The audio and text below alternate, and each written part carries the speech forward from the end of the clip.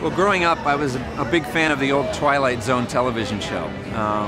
These little kind of character-driven, small shorts that had big ideas behind them. I also loved 70s science fiction. You know, these were films that were more character and story-driven because they didn't have all the CGI tools we have today. So I wanted to make a character-driven science fiction story that looked like nothing else.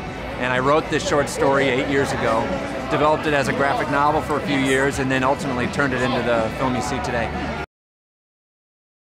He brings a lot. I mean, first of all, he brings an amazing actor into the center of your film, and I think people forget that. They see him as a movie star, but he's an incredible actor, and this film requires a great actor to pull it off. There's so many different types of scenes in this movie. It's not just action. There's mystery, there's romance, there's a thriller aspect to it. So he brings that. Obviously, for a studio, on an original film, putting a movie star in the middle of it like him helps your chances of getting it made. So it made the project a lot more real. And then he just brings in an energy and an enthusiasm. We all hear about it, but it's true. Everyone, the crew works harder when Tom's on set because they see how hard he's working. We gave him the actual motorcycle from the movie for his birthday, so now he can add that to his collection. And his, longevity, I think not only is he talented, but he works very, very hard every single day. I mean, he doesn't take it for granted. He's a movie fan at heart.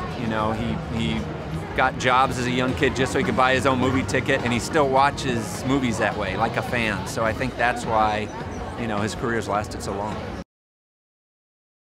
Well, there's two very interesting roles in this film. They're two strong female characters, but very different, kind of opposite ends of the spectrum.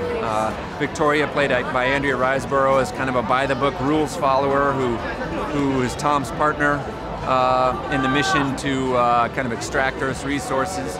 And then on the other hand, you have Olga Kurylenko playing Julia Rusakova, who's this mysterious kind of stranger who arrives on his doorstep and turns his world upside down.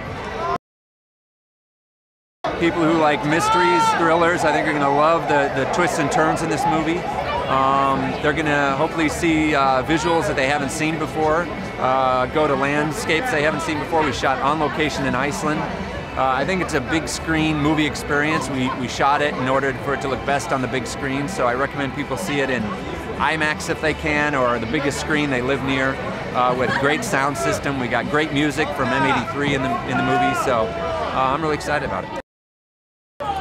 Everything you dream it would be. I was very lucky in my first film to work with Jeff Bridges, another icon that I had so much respect for, and Morgan's the same way. Very down-to-earth, generous person, an amazing actor, and when he came on set, you just felt this awe from the crew, even from Tom, that we were like in the presence of a legend, and to see these two icons together for the first time in this movie, for me, it's some of my favorite stuff in the movie.